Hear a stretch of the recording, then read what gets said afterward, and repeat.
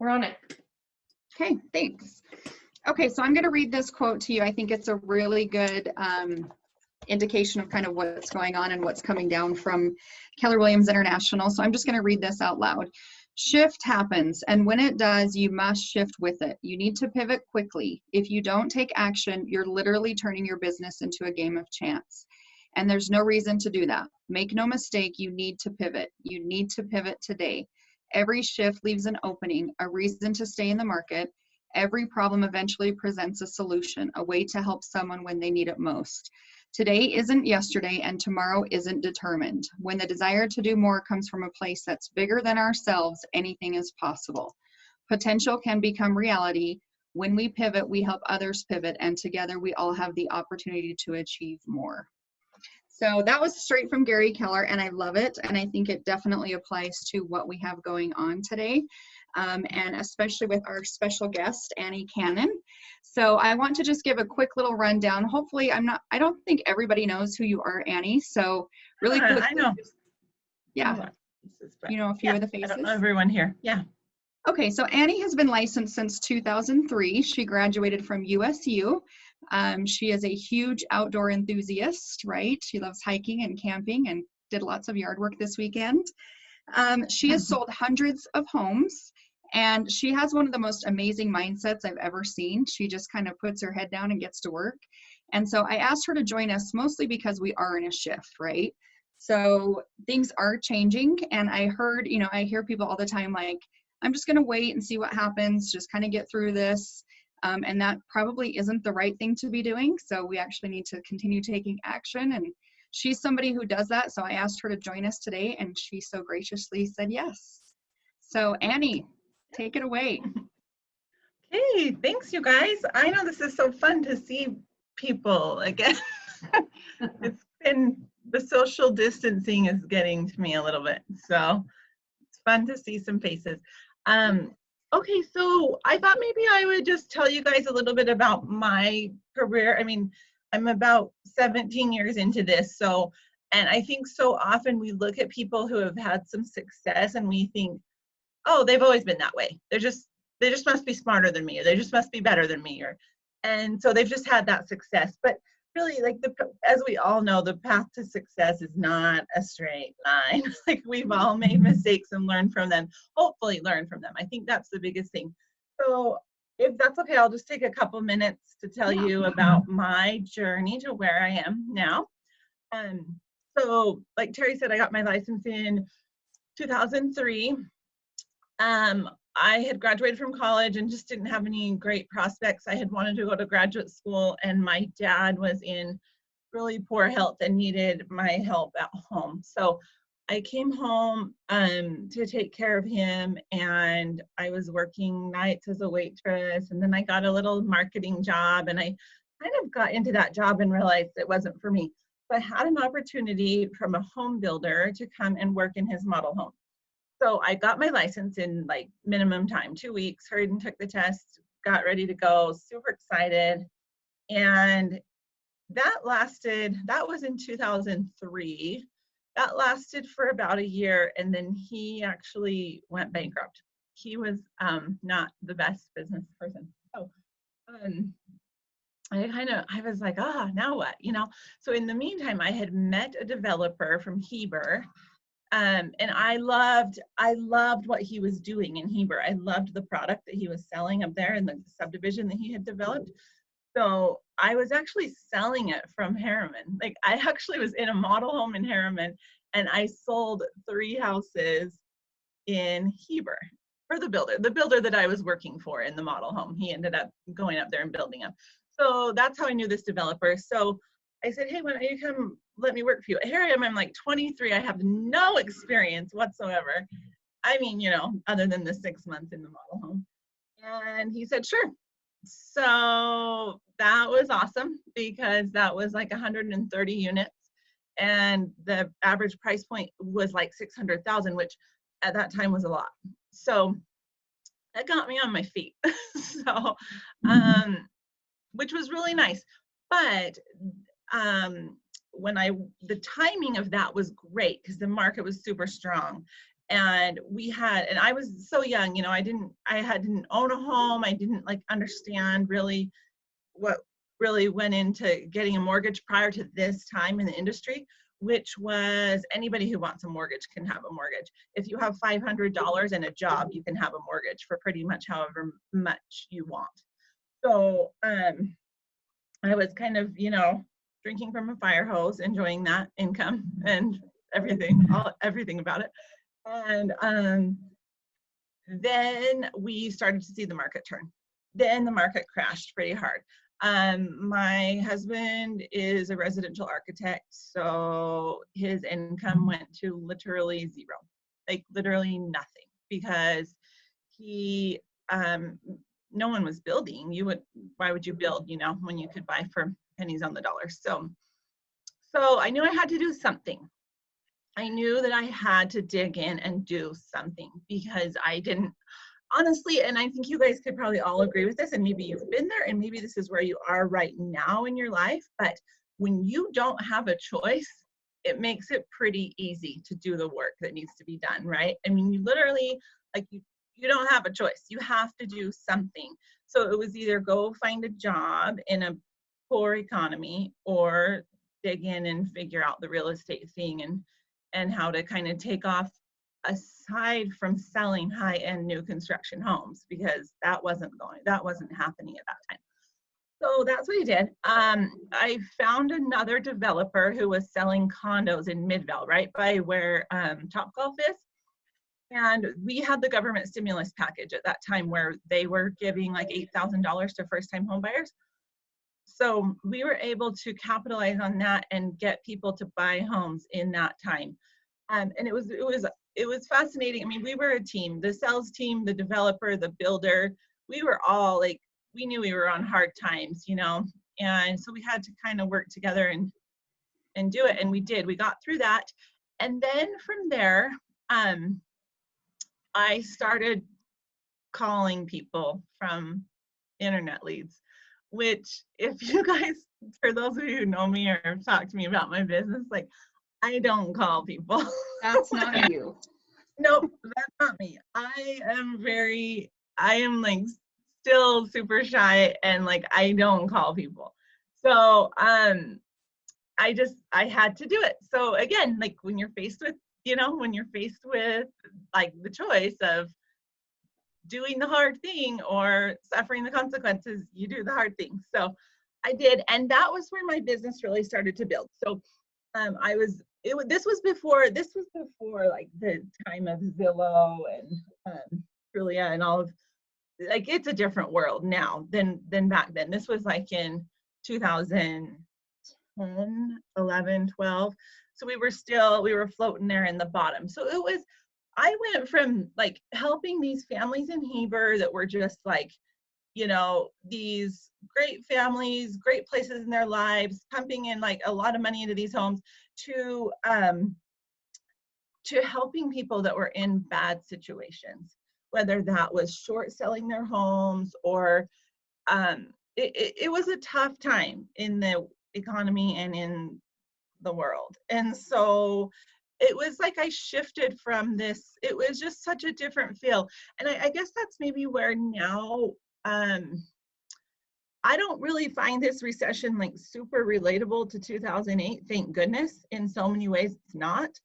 But in that way, I think it is, where we have to look at ourselves as like, as a problem solver, as an advocate, as the person that can help someone, you know, that may be going through a hard time right now. So I was able to do that, and I was able to learn the short sale market pretty fast. Again, like it goes back to that, exactly what Terry said, like you have to be on your toes, like you have to be ready to shift, or I guess as you quoted Gary Keller saying, like, Pivot. you got to be ready to pivot. Like when it's not a slow turn, it's a pivot. You have to be ready to adapt to the market. And I think that's what I did out of necessity, because I went from, you know, drinking out of a fire hose, selling high-end properties, to all of a sudden, okay, I got to learn short sales. I got to try to, you know, make sure if I'm working with a buyer that I know how to get their offer approved, that they're the offer that gets chosen, or that I know how to work with a bank-owned property and get their offer chosen by the bank. Or if I'm working with a seller, I can navigate through the short sale process with them, which was rewarding and sad and everything at the same time. But it was a good opportunity to learn. I think that's where it kind of sunk in for me that and I guess this will be a good transition into what I wanted to chat with you guys about and have some feedback. But it became very much not about the money for me, like this job, and just about helping people. And I think, and honestly, like it sounds maybe a little bit cliche, but I have learned something about myself, and that is that I am not as motivated by money as maybe other people are, or maybe I should be. So, I mean, we all, like, obviously we're all working for a reason, and we all, need that in our lives. It's a necessity and it's nice to have. But like I think you have to find a deeper meaning. I think you have to find a deeper reason to motivate you. And maybe you don't, maybe for you that's enough. But for me, I'm a little bit more motivated by knowing that I'm like helping someone through a circumstance. So that was, I think that shift was where I kind of learned that. But I was thinking we could talk about, like, I kind of wrote down like four things that help me have like a better mindset, mentality. And I thought maybe I could like touch on each one and then have you guys pipe in. Would that be okay? Yeah, that'd be awesome. Okay. So and one thing I just want to add to this really quickly, Annie, I 100% know that's exactly how you are. She joined us from another brokerage, and I don't even know if it's the first time I met her, but she was like, I have no idea how many houses I've sold. I don't know how much money I've made. Like, she really didn't know. And I was like, it's because she's not doing this for money. She's just doing it. So yeah, I do. I've always been a worker. I don't know. I listen to a lot of different podcasts, and they say like addiction is real, and like everybody, we all have our thing, right? Like for me, it's work. Like, I don't know, I probably have some deep issues that I need to address, but work, it's like I love to work. And so I've had to work on like finding a balance as I've had kids and tried to have a decent marriage. And so like I've had to work on that, but it's just what I love. It's just who I am. So, and that's one of the things I was going to point on too. So. Awesome. Okay. So the first thing goes back to what I've already said, is just like what is your motivation? What is your why? Like, figure that out. One of my favorite podcasts it's called, I'll send it to you. I think it's called Mindset Mentor. And I like it because they're like 15 or 20-minute podcasts, and they are just, write that down. You'll love it. They'll get you through the day. But, he talks a little bit about, in one of his podcasts, about how money can buy happiness, but it can't buy fulfillment. And fulfillment is like so much more lasting than happiness. So that's just my first tip. And just, I don't know if you guys have had any experiences you'd want to share just about how you've like found fulfillment in this job. Anyone? I think sometimes it comes from like helping people and clients, and then sometimes it does come from just the reward, and like just the satisfaction. Did you have something to share? Yeah, I was just gonna say that. Can you hear me? Okay. Yeah. I had sound issues, but I think I'm glad you're outside. It's nice. Oh my gosh, I'm spending as much time outside as I can. I know. One of my most favorite client that I helped last year was a family that had to short sell their house back in the economy crash, and was living in the basement of her parents' house. And she works at Walmart and he works at another kind of blue collar place, and they couldn't afford a lot. And I met them door knocking, and Tony and I worked with them for like 8 months to get their finances in order so that they could qualify for like a $260,000 house, which isn't a lot. But going through that process with them and seeing their excitement and the houses that I would take them to see, I'll be honest, sometimes in the back of my mind, I was like, I would never live here.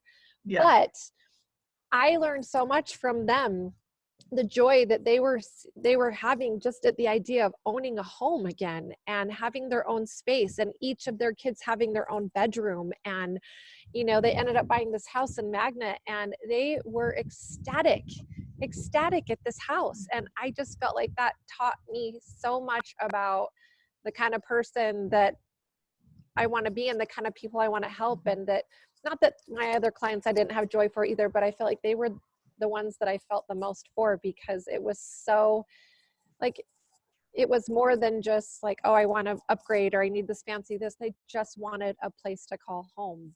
Yeah. I don't know. But Yeah, I know. I love that. I think that's so true. Like, it just, like, I just loved his, his sentiment of just like, yeah, sure, money actually can buy happiness, but like, these are the things that are probably going to get us through, because at some point we're going to hit a wall where, like, once you have enough money and you have what you need, it doesn't really motivate you anymore. So what is it that is, motivating you? Whether it's, like you said, helping a family that really needs you. Like, a lot of agents probably would have just been like, I don't have time for you. I'm going to go find an easier buyer, or, a higher price point or whatever. So, like, they're so thankful for you and what you did, So that's awesome. So that's my number one thing, is like, really, really find what is motivating you. Number two, I love to ski. I think Terry mentioned that. I meant to share a picture with you, but I'm not that prepared. But so my favorite place in the whole world is Honeycomb Canyon at Solitude, and it is just like, to me, it's just like the most gorgeous place on the planet. And when it's a sunny day and like lots of powder, there's nowhere I'd rather be. So I took my 9-year-old daughter with me there, and I was like, you'll be fine. We're fine. It's fine. And then we got up there, and I kind of was like, oh, I forgot. Like, it's fine for me, but because I'm an experienced skier and I'm comfortable, but it's not fine for her. So, but what we did is we just took it little by little. We found a section of mountain that was doable, and we took it, and then we looked around, what you do when you ski, and then we found the next best section, and then we took it. And so I think that's my biggest thing, is like, if you're looking at this as a whole big picture of, how am I going to do this? What am I going to do? Where do I start? Like, just start. Just take a little piece, a little corner of your business, whatever that needs to be, that you feel like you need to work on for this day, and just do it. Whether it's reaching out to people, whether it's, driving around and looking for a couple of FSBOs, just do it. Like, it's better than doing a little bit, is better than doing nothing at all. And I think, like, so many of us, we get so overwhelmed, I do it with my house, because I don't have a house cleaner right now, and I let it get out of control, and then I'm like, I'm just so overwhelmed. Whereas if I just can take it one room at a time, so that would be my second piece of advice, is just, if you only have an hour to devote to real estate that day, just take the hour and do the thing, no matter what it is, So, sorry, Terry. Oh, is that your dog? Does anyone have anything to add to that? Carmen, I feel like you're really good at that. I feel like you and Zula are really good at everything, and you should be teaching. Well, I know one thing that that Emily says, kind of along those lines, is, what is your floor and what is your ceiling? And so whatever the floor is, don't ever allow yourself to not do less than what your floor is every day. Yeah, exactly. So maybe you're not going to get from floor to ceiling in a day, but don't just check out. Like, do something, stay connected. I think that's, and I think that's the biggest thing. And we talk about it in our shift group too, and Terry can attest to this, but just like staying connected to your people, like now more than ever, be there to answer their questions. And maybe they're real estate related and maybe they're not, but try to be there, be that voice of reason, and people will start to associate you with a person that is, in the know, giving sound advice, like, you know, and so even if that just means for that day, just reaching out to a few friends or whatever, that's better than nothing. So. Annie, one thing I was just going to add to that really quick, on Matt Townsend's thing that he did a couple weeks ago, Yeah. he was talking about the growth versus fixed mindset. And he said, he brought up specifically agents that might not be as established in the business to use this as a relatable thing for us as agents. And he said, the thing I worry about right now is if we're not having a growth mindset, then we are going to say it's this or this, right? So like with you, you're like, it's either I can ski down this mountain or I can't. And a lot of people are going to put themselves in the can't because they don't feel like they have the experience to get through any kind of a softening. So that just made me think of that, of like not making it, you have a growth mindset. Yeah, it's not a yes or a no. It's it's I can stick to this, and maybe I'm not gonna, maybe the goals are gonna look different, or the time frame for the goals is going to look different, but it's not a no, it's just a different, you know, it's a different kind of yes, I guess. I have a quote that I love that I wanted to share with you guys. It's from Theodore Roosevelt, who has a lot of good things to say. But he said, this is one of my very favorite quotes. He said, "A soft, easy life is not worth living if it impairs the fiber of brain and heart and muscle. We must dare to be great, and we must realize that greatness is the fruit of toil and sacrifice and high courage. For us is the life of action, of strenuous performance of duty. Let us live in the harness, striving mightily. Let us rather run the risk of wearing out than resting out." That's my favorite part. I say wear yourself out. So it's like Kimber said, like, just, you don't, when it gets hard, it's like, you don't have to say, no, I can't do it. Like, just break it down to a way that you can do it, and then just go to work, you know? Okay, so the third thing I thought of is just, like, you got into this business in a certain market, which was really good, right? And I mean, we're not that far off from that. Yeah, it has changed and we need to adapt, but this is not 2008. You guys can do this. But what you need to know is that the market is always going to change. Like, it's never going to stay the same. We've all known that this market had to change, like 8 to 10% in, you know, appreciation year over year is not a healthy market anyway. So maybe this is what's going to do it, maybe not. Maybe it'll be a couple more years where we start to see more of a housing recession, because this is, you know, I don't think this is what this is, but it could be this. Maybe if this doesn't, you know, if this thing doesn't clear up soon, we could start to see more of that. But either way, it doesn't matter. The market is always going to change. The fundamentals never change. The fundamentals are always the same. And I think you just, as an agent, you just have to know, one, it's hard work. It's always going to be hard work. Two, like, how are you standing out? What are you doing to set yourself apart from your competition? And three, are you putting your clients first? Like, and I know that there's different paths to success for everyone. I feel like mine is kind of unconventional in a lot of ways.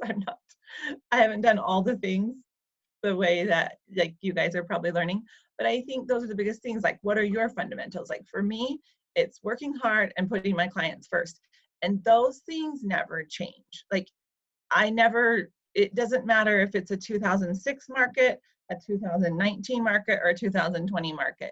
Like, it's always the same thing. Like, work hard, watch out for your people, put your clients first, and it will probably work out for you. So, pretty simple. Any thoughts on that? Anyone? And then this is another thought that I like, is I think it's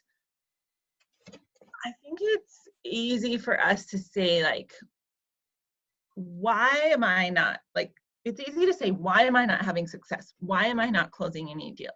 Why am I not, you know, losing the 10 pounds I want to lose. Like, whatever it is. Like, it's easy to say, why not? But instead, you should shift your mind from why to how. So don't say why not, why me, why not me. Say how. How could I do this? How could it be me? How could my success be to the level of so and so? What do I, what do I need to do? Not why, but how. So I think we just underestimate ourselves, and so we need to ask ourselves that question and then implement the answer. So whatever that is. I have a cute client that I've been working with for a while, and she's just a cute first-time buyer, and she's 33 and single and adorable, and she's earning at her job, like, I don't know, she has a great job. She earns like $100,000 a year, and she just didn't think that she was capable of buying a home. She has an 805 credit score and $100,000 income. I'm like, you're good. Let's go find a home. But her friend was the one who, like, she was at a friend's house, like a friend of a friend, an acquaintance. And this friend had this beautiful home, and everyone, all these single girls, are like, what the heck? How does she have this nice house? And she's single. And my client was like, and then one girl was like, she makes like $100,000 a year. And my client was like, so do I, and it wasn't until then that, like, it dawned on her that she could have a house too. And I just think sometimes, like, it was just a good example to me of like, oh, like, we kind of underestimate ourselves a lot. Like, and that was her, she just hadn't really thought that she was capable of that. And I think we all are guilty of that. Like, don't underestimate yourself. Just ask yourself how. She didn't say, well, why don't I have a house? She said, oh, what do I need to do to get a house? So she called me, and we started down the path with lenders, and she realized that she should definitely be owning a home, So I think it's just know that, like, you're capable and worthy of whatever you want. You just have to figure out the how and do it. So those are my 4 points. Does anyone have anything to add? Or questions for me? I have lots to add. I wanted to ask you a few more questions, and then we can open it up to questions. And then I would love to share some ahas I wrote down from you, as well as what anybody else would like to share, that we can at least walk away learning. I learned a lot from you. Thank you. I really wanted to know, kind of what are you doing with your lead generation activities right now? So how have you pivoted those, if you have? Maybe you haven't. But kind of what does your day look like right now? Okay, yeah, I'm glad you asked that, because I feel like we have these pep talks a lot, and it's like, no, let's get to the nitty gritty. Yes. Of, like, what are you really doing? I don't know if my day is an exemplary day, and it might be just because I have been doing this a long time, so I don't really do a ton of lead generation.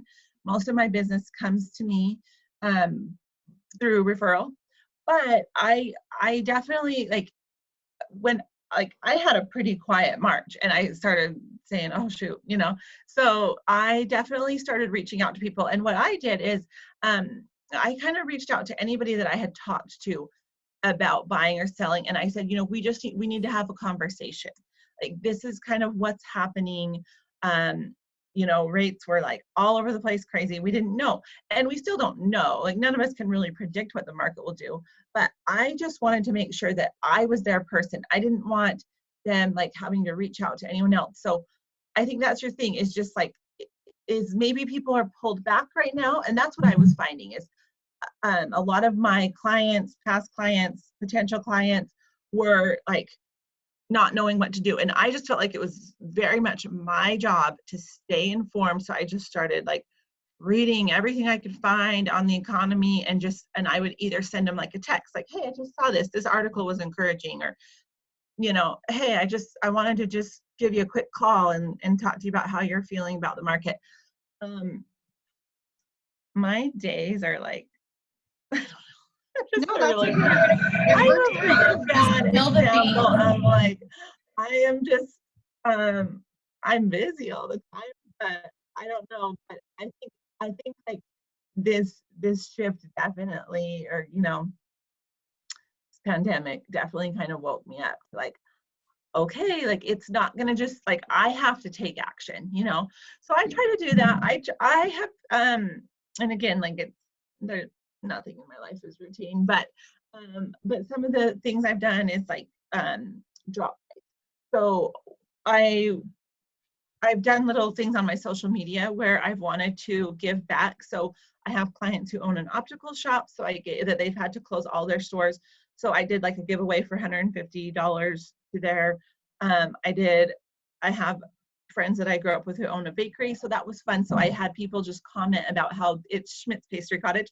So I had people comment how they know Schmidt's, or how they, you know, how they know this family, because they've been like such a pillar in our community.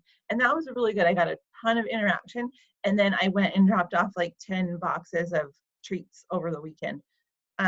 So I think that's the thing too, is like, it's not necessarily, and I know this is hard when you guys are trying to just start out in your business. And I empathize with you. I want you to know that, like, that's, you know, it's easier when you're more established to take this approach. But for me, I just knew that I needed to be like more of a support system, like a friend, a sounding board, whatever I needed to be. And I didn't need to be like pushing real estate right now, you know? So that's where I kind of shifted, but at the same time knew I needed to stay in front of people, keep my clients informed, and hopefully like help out in the community where I could. So I did a couple other giveaways, and that was fun. I'll probably keep doing that for a while. So you're doing all the activities, you just might not be as structured as you think it should be, but you are doing it. You're doing everything. So. Yeah, I'm just not, I don't time block. It's okay. Whatever works for you, and it's clearly working, you guys. I don't know if you saw her GCI that Kimber sent out in the email or in the bio that you saw, but this is working for Annie. So Annie, I wanted to ask you, so going back to say 2008 and things were moving along, and you kind of touched on this, but a lot of people, I'm looking at faces and I can maybe pick out one or two that probably went through the last recession. So had you not, I mean, I feel like I'm trying to reassure people like it's going to be okay, but I've been there before, you've been there before, so it's easier said than done. But if you could go back to like your feelings of being scared and your feelings of, I'm hearing a lot like my clients don't want to do anything and I can't combat Google and I can't combat Fox News, and going back to that mindset, how did you get through that? How did you, other than just picking yourself up, but just kind of going back to those thoughts, how did you handle them? Well, and I'm so glad that you asked that, because I did want to touch on that.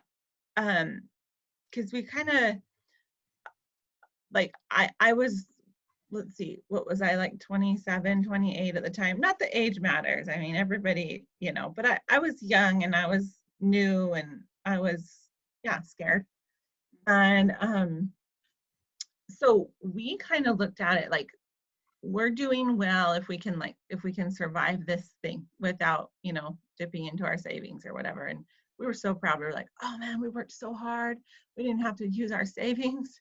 And now I'm like, we should have been taking opportunities. And, you know, and now, and that's what I would say to you guys, look at this as an opportunity. And like, I mean, we're at a brokerage that has been like the best example of doing that. Like Keller Williams is using, you guys are amazing. Like you guys, I can see how you're using this as an opportunity to, one, show your agents like us the value that we have by being here, and two, like show the value to prospective agents. You know, like I would not want to be anywhere else right now. Like I can't even imagine being at some of the brokerages that I used to be at. There would be nothing. There would be no help. There'd be like, well, see ya when we see ya, you know, good luck.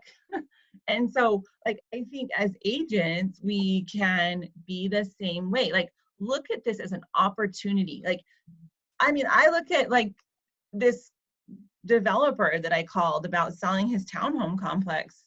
He has like 8 townhomes that he's building here in Riverton, and my husband knows him. And I was like, you know, I'm going to call him and try to market those. And he's like, he's like, thank you so much, but I don't need an agent. I have a wait list of 60 people for these things, you know? Well, those wait lists are getting smaller. Like they're not, we're in a different We're in a different market, and not that it's crazy bad, but it's different. And I think for us as agents, it's an opportunity to say, you know, you need me now. Maybe you didn't need me then, but you probably do now. So that I guess that would be my thing, is like, don't be scared by it. Find the opportunities, like look for the opportunities. They're everywhere. And that's what I'm trying to do. Like I was a little scared. And I think for me, like, you know, I told you I went and I found the developer in Midvale and sold those condos, and that was safe. It was the safe choice. Like I worked hard and I was able to work with my own clients at the same time. So I was able to kind of slowly build my business, and I maybe sold like 10 or 12 homes outside of what I was doing at the condo thing. So it was good. I mean, it was enough, you know, to have, you know, to start building the business. But it was like the safe choice. Like now looking back with hindsight being 2020, I'm like, oh, I wish I would have like taken more chances and like taken advantage of the discounted real estate that was out there a little bit more, you know. But so that would just be my thing, is just look at it as an opportunity. Awesome. Okay, so according to the Millionaire Real Estate Agent book, Gary Keller talks about his energy plan.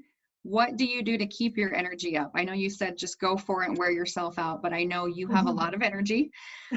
So what do you do? Do you have a morning routine that you do every day, or what does that look like? Yeah, so I do think that's important, because burnout is real, for sure. And so I think for me, so I mean, yeah, I'll tell you guys, like I was raised this way, like you just work, like that's what we do. We are workers, and you work hard, and if you have to work till midnight and sleep 5 hours, that's what you do. And like I think for me, you do start to feel the burnout. And I think that I have kind of tried to realize and learn that like it's good to work hard, but you can also work smart and like not work as hard, but work a little bit more smart than hard, you know? And so I will tell you, like, it kind of dawned on me probably about 4 years ago in 2016. I was kind of feeling down. Like I had just, I don't know, my youngest was like 4. So he was 3, kind of like I was starting to all of a sudden feel like I had freedom. Like I had a little bit of freedom. So I started working out a lot, and you know, we all have our different fitness stories, but like for me, I realized that like I can take an hour out of my day and just have it to myself and not answer phone calls and not answer my kids and not do anything that aside from what I'm focusing on for an hour, which is my physical well-being and mental well-being. And it's okay. Nothing's going to change. Everybody's still going to be there. So I started doing that. And that was like a big eye opener for me, because I used to kind of use this like, well, gosh, those moms, you know, they're not like trying to juggle work and kids and all this, so they can go to the gym and they can do all that. And I quickly like realized like it's just about priorities, and like it's okay to take an hour out of your day for yourself. So I mean, I do that. I try to, you know, I'm a big believer in getting outside and exercise, and you know, it's benefit to our mental health as much as our physical health. So I do that. But other than that, I'm probably a pretty bad example of balance. I don't really. She's not a bad example. Literally has her phone glued to her ear 24. So. Not true. Cute Annie was invited to do Ragnar with us, 220 miles to the Wasatch back. And we're like, hey, we need a runner. And she's like, okay. And then she's like packing up her stuff. She's like, whoa, wait, we have to pack? And how long are we going to be gone? And how many miles am I running? But she already said yes. So trooper. This girl is a trooper, and she killed it because she's a runner. So good time. That was so fun. That was amazing. It was fun. Just don't ask questions, you guys. I would just say, go like, into it dumb. Because Annie's so humble that she won't even ever say anything good about so humble herself sometimes. I feel like probably part of your energy, where your energy comes from, is your attitude. And I know it's more natural for you, but I would say it's a good lesson for us that don't have that natural Annie energy. Like, your attitude can suck the life out of your energy. Yeah. And so, like, putting that in check, if it's not as natural to be positive, I think is a good thing to add to your energy plan.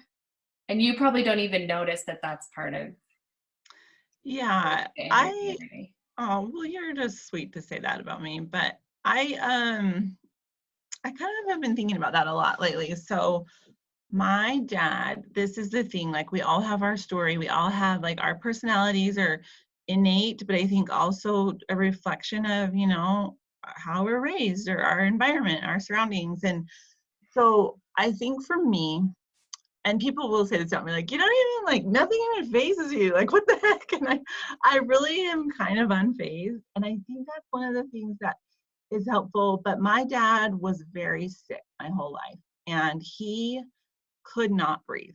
Like, he literally could not breathe. So he would still go to work every day, and he would come home and he would be like, I gotta, just that feeling. I don't know if any of you guys have asthma or allergies or anything, where you just, like, can't get a good breath. Like, that was him. And so he kept a really positive attitude. And so I think, like, for us growing up, it was like, your problems aren't problems. Like, or you're not, like, your little things that you think are problems aren't.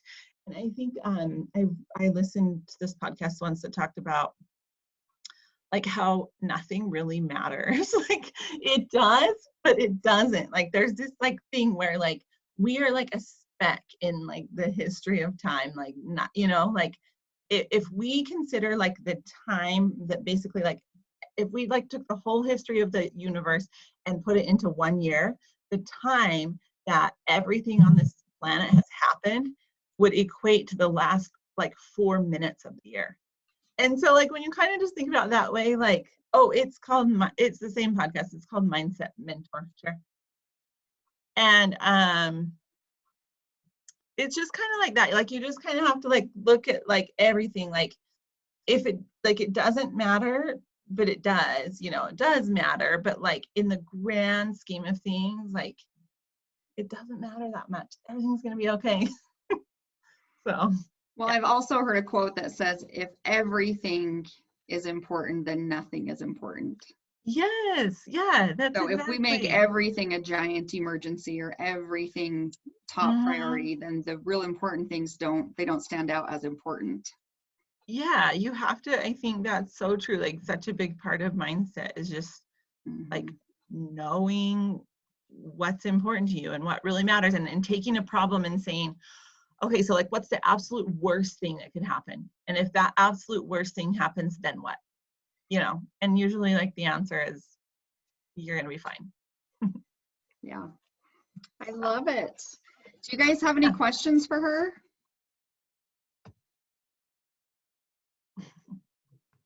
No? I've got one for you, Annie. So, you know, when you started, you know, you started with a developer, a builder, and things like that. And then you said that kind of went away, right? And so you had to go out and begin your clientele, I guess, from the start, right? So, and by the way, you said you're shy. I don't believe that. But anyway, you said you were, and so you didn't like making phone calls. What did you do to build your clientele base? Because really, I think phone calls is where it's at right now for me.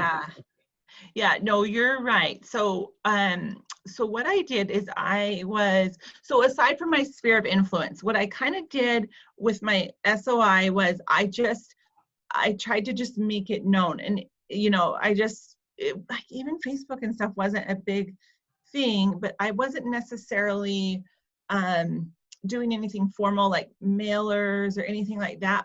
Or even, like, a lot of phone calls to friends. And I would probably be in a lot better place than I am right now if I would have done some of these things. Like, I feel like it's been a very slow and steady progression for me, but it could have been faster and bigger. But so, you know, don't do everything I do. But so for me, I was kind of slowly like just making it known that I was doing real estate, and I'd get a listing and I'd kind of make sure people knew, just kind of casually, you know, yeah, I sold their house, you know, last month or whatever, you know, and that way. But the biggest thing was, so I was taking internet leads, and it was a little bit easier for me. And again, like, I guess, yeah, I don't know if I fit the total definition of shy, but I have reservations. I'm like, I have these little, you know, insecurities. So, but taking those internet leads, it was where I really started to feel like people needed my help, that I was like, yeah, no, I can help you. Like, no, I know how to facilitate a short sale. Let's get your bank on the phone. This is what you need, you know? So it got easier for me because I felt like I truly had something to offer them. So that was where, but yeah, it was just going outside of my comfort zone, you know, to get on those phone calls. But I will say those were leads that were coming in. So it wasn't a cold call, it was a warm call, because they were giving me their information. I haven't done a cold call to this day, but I think you should. So how did you get that information from these leads? So that's the thing. So I do feel like we're in a different world. I think, like, aside from you like paying Zillow or Trulia or Realtor.com at this point, it's probably going to be pretty tough. But I was working with a brokerage that was, they had like a really strong internet presence. They had a search engine optimization guy, an SEO guy that was incredibly talented. And they were based in Logan. And I met these guys from a friend of a friend, and their company was based in Logan, and they would get a lot of like northern Utah real estate searches. Well, that was kind of their search, but a lot of people classify like Salt Lake County, Davis County as northern Utah, so they would send me all those. Like, we're talking like 20 leads a day. So I mean, there's an element of luck involved in all of this too, but luck is, I mean, I had to go and find these people and make them believe that I was the girl for the job. So Yes. Awesome. Do you guys have any other questions? Jeff, are you talking? You're on mute. there you go. One of the most important questions. Icon pass or solitude pass? I'm an icon pass Me holder. too. All right. Are you? Okay. We can just admit our Yeah. Jeff's really cool, so if you're doing like what he's doing, then you're doing okay, honey. We've probably crossed tracks in Honeycomb a bunch. We probably have. Oh, that's so cool. I'll have to find you up there. That's awesome. I didn't go out a lot this year, and then when it got cut short, I was super bummed. Definitely didn't get my money out of my pass, but last year I did for sure. So $5.99 renewal, you can't beat it. Nice. Yeah. Okay, you guys. Well, Annie, I cannot thank you enough for coming on here today. We know you're busy, and I so appreciate you taking the time and preparing and everything she was working on over the weekend. She really cared about this, so you can tell you are amazing. Thank you.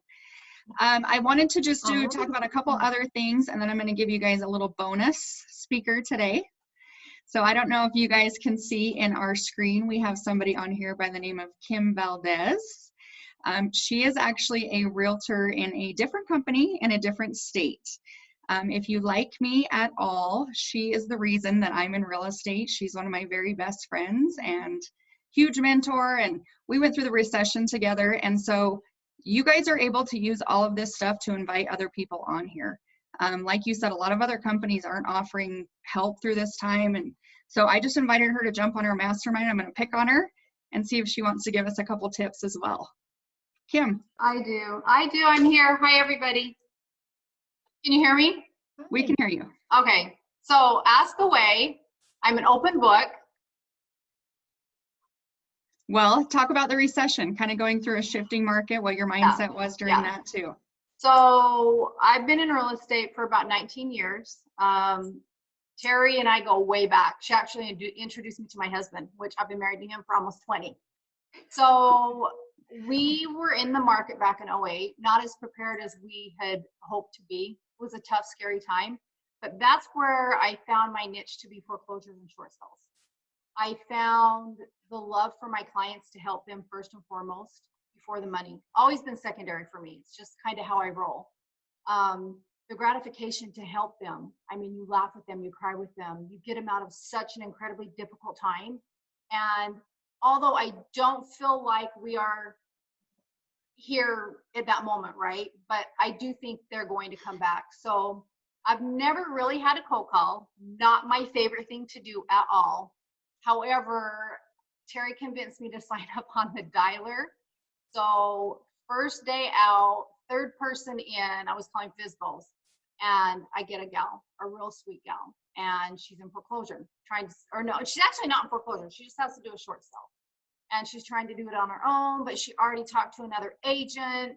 He's coming out to meet her the next day to sign a listing agreement. Well, that's my thing. Like, that's my expertise. I know so much about short sales, and I just said, please make sure that you are dealing with someone that has your best interests. So I chit-chatted, and she goes, you know what?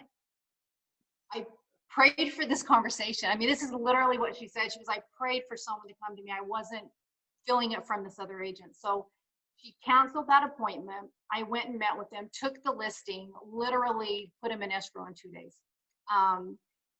But she cried like she's so excited. For me, that just made it worth it. So find your niche, whatever it may be, but have it because you want to help that client, not for the financial reward. That's kind of my big shout out. I would even say with that story, don't worry so much about your niche, because calling for sale by owners definitely was not your niche. No. And you kind of, because of the shift in the market, you were like, I've got to talk to people, and called a for sale by owner, which is not something you would normally do, right? True. And they need us. She even texted me on her third or fourth call, and the text came across as very much what I was reading between the lines is, this doesn't work. And I knew it didn't work. And I said, get back on the phone. And she jumped back on, and then she's like, I just booked an appointment. So I think it goes back to what Annie was saying, is pushing through hard things, shifting, pivoting, doing what we don't necessarily want to do or enjoy doing, pushing through it and making it happen. So. And it does pay off. It does pay off. It's just, you have to get out of your comfort zone. Who wants to cold call? I've never had to in a very, very, very long time. But, if the market calls for it, you have to do what you have to do. And those people need us. Know that. They need your help. They just don't know that they need your help. Yeah. I think that is the biggest thing. If you guys can take anything away from this, know that people need you. I think for me, I always felt like, oh, there's so many agents and they're always calling people and they're always, but Kim, I love that you said that, like, know that you are needed, and like you said, like, this poor lady had probably talked to this agent that just, it was not feeling right. And she needed you. And I've had that same experience where I've had people like interview agents and say, we're just gonna go by owner. And then like I come in and I've been referred to them, and they've like, oh my gosh, you did all this for us. Like, I do staging, I stage my stuff, and like there's just things that we can do that we can truly, truly help people that need it. So yep. Find what makes you stand out. Yeah. And if you find that and you feel that way, you will overcome your fears. Like, your fears of talking to people will go away when you know that you're helping them. Yeah, that's awesome. Okay, question for both of you. So Kim, you talked about us maybe not being prepared because we hadn't been through a shift before in our real estate career, and not being prepared for those short sales. I do believe, I don't believe this is 2008, but I do believe a lot of people are losing their jobs and a lot of things are going to change. And even if our little dip in the market is only for a few months, there are people that have, I think, and I'm going to misquote the number, so I'm not even going to say it, but it's in the millions of people that just missed their first mortgage payment in all of this. So I do believe people are going to go into default, and we are going to be able to help them. And I've been through it, Annie's been through it, Kim's been through it, where we truly help people out of those situations. But what would be your advice on how do we be prepared this time? Or if you've never been through it before, how do we get prepared? Kim, you go first. I was gonna say, I'll let you go. No, so for me, because I did feel so incredibly unprepared, I thought my world was falling out on top of in '08 losing so many of my own personal rental properties. Like, it was brutal. It seriously kicked my butt, but it was a huge eye opener. And during that time, actually, it was one of the hugest times in real estate for me because of the short sales and foreclosures. I was extremely successful helping people, but on the financial aspect of it, it was crazy. So we went to seminars back then to do all that, right? To gain the knowledge. You can go on the internet. It's all everywhere.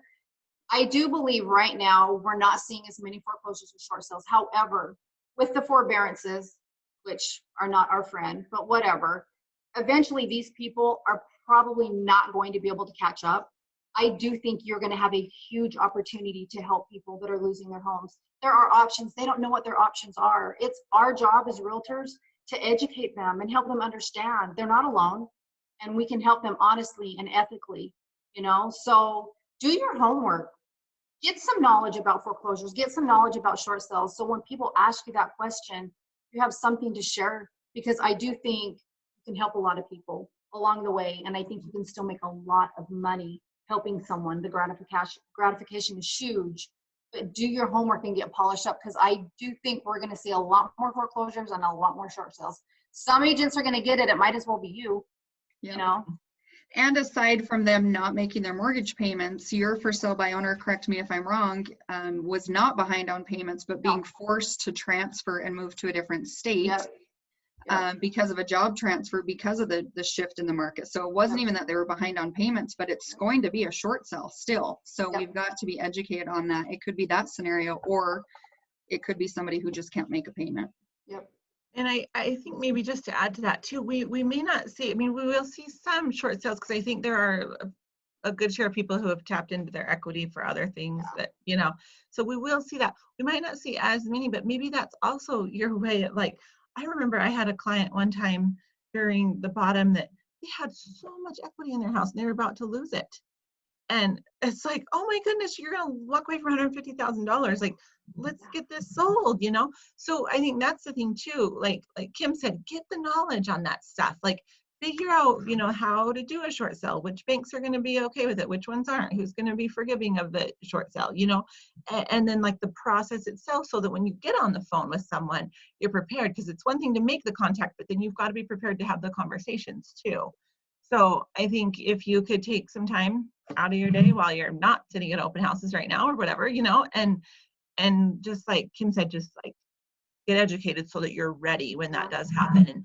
And maybe it won't be short sales, but maybe it'll be helping someone who needs to sell and tap into their equity to kind of get a fresh start from not having a job for 9 months, you know, and you can help explain to them how that would work.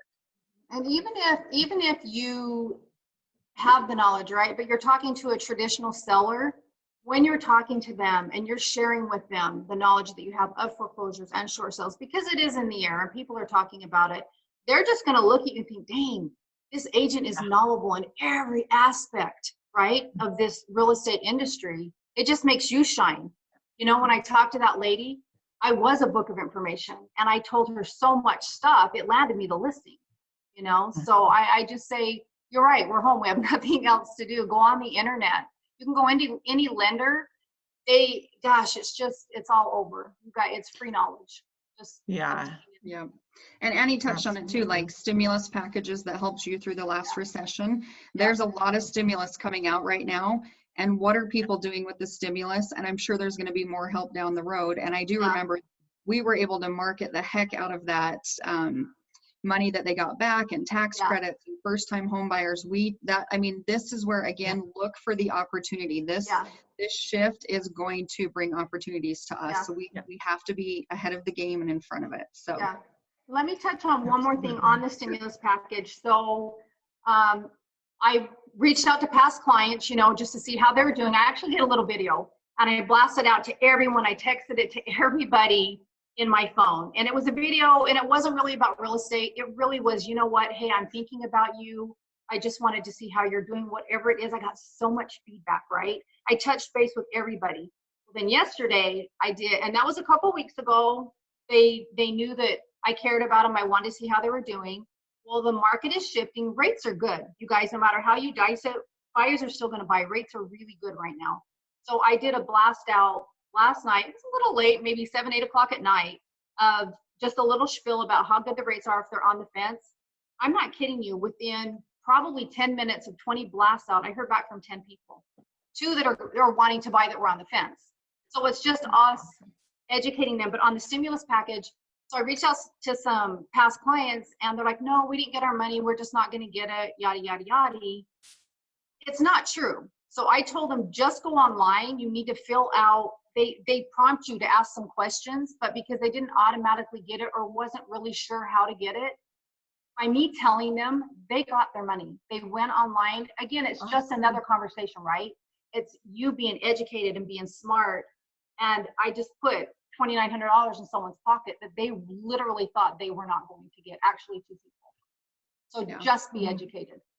And it's just that it goes back to come from contribution. How can I help them today? How can I help somebody today? Even if they don't buy a house today, they're never going to forget when you help them like that. Okay, thank you ladies so much. Thanks my bonus speaker. Again, she's one of my very best friends. I got into real estate. Some of you guys maybe have heard this story, but we were sitting around her pool drinking margaritas and I had a baby and I was like, what am I going to do with this child now? And I have children at home, and she talked me into getting my license, and here we are.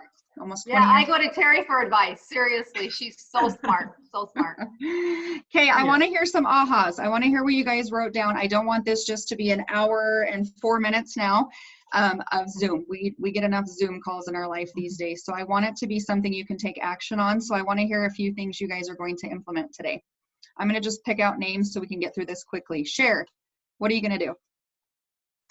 Well, number 2, I mean, everything you guys all said was great, but number 2, break it down little by little. Just do something every single day, you know, even if it's just, you know, a post on Facebook or making some calls, reaching out, dropping something off to someone. That's what I'm going to do. Love it. Greg, what did you take away?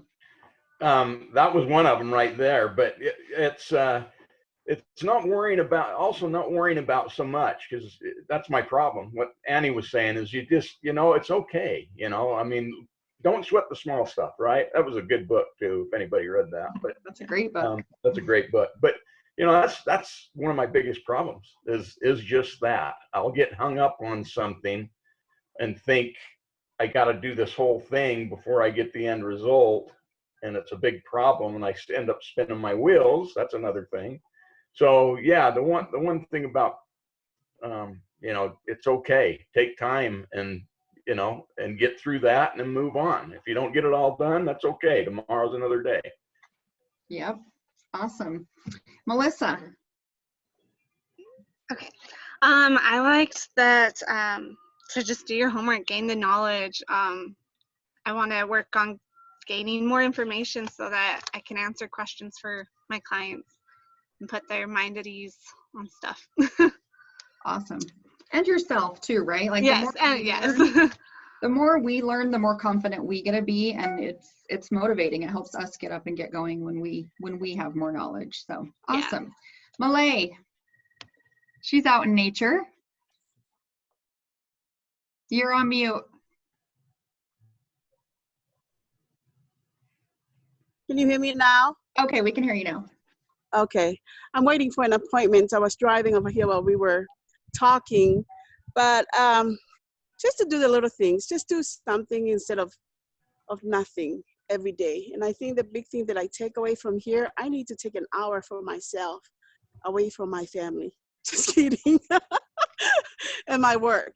And also another thing that I would like to look into, I want a lot of training when it comes to the short sale. I have some knowledge, but it's very small. Okay. This is definitely something as you guys know, any trainings that you're wanting, just please let us know. You're going to get a lot of training on that. I do think it will be coming down the pipe, and I'm happy to train on what I know, but I will add that to our training calendar. So good recommendation. Thank you. Yes. Carmen. So can you hear me? Yeah. Okay. So I liked what Annie said about, and it was number 4, like instead of saying why me or why not, figure out a reason or figure out a way to make it work. Like ask yourself, well, how can I make this work? Or, you know, and I liked also what she said about don't underestimate yourself. So I think that's something that definitely I need to to think more about, is thinking outside the box and how can we make things work, and, you know, and I can do this. Yes, awesome. Let's see, Jeff. Annie, I really liked your idea of reaching out to small business owners and seeing what you can do to help them out, because we are all small business owners, and I do know a bunch in the Valley. And I'm going to take you up on that challenge and do the same thing. Love Good. it. That's awesome. Zula. You don't want to share? No. No, I liked everything that Annie said, and we really need to be prepared for the shift and be ahead of the games, educate ourselves, and I think I'm gonna start educating myself on the foreclosure and the short sale really well too. Yeah. Because I want to be able to adapt where, like, I want to be useful and help my clients and educate them in every possible scenario.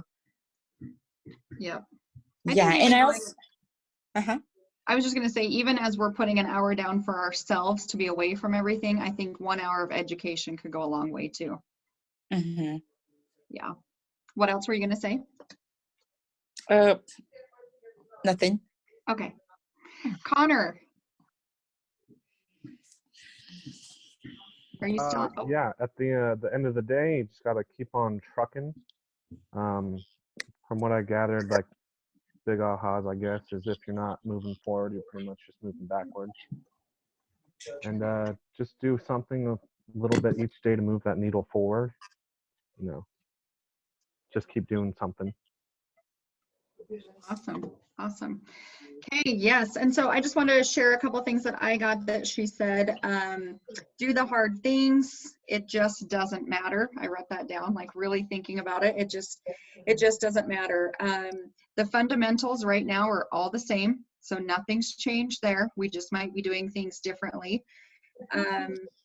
Stand out, and our clients need to be first, always. So those were my big ahas, as well as opportunity. I wrote opportunity and I circled it. So look for the opportunities, keep being amazing as you guys all are. Again, thank you so much, Annie, for jumping on here. We sure appreciate you doing this today. Guys,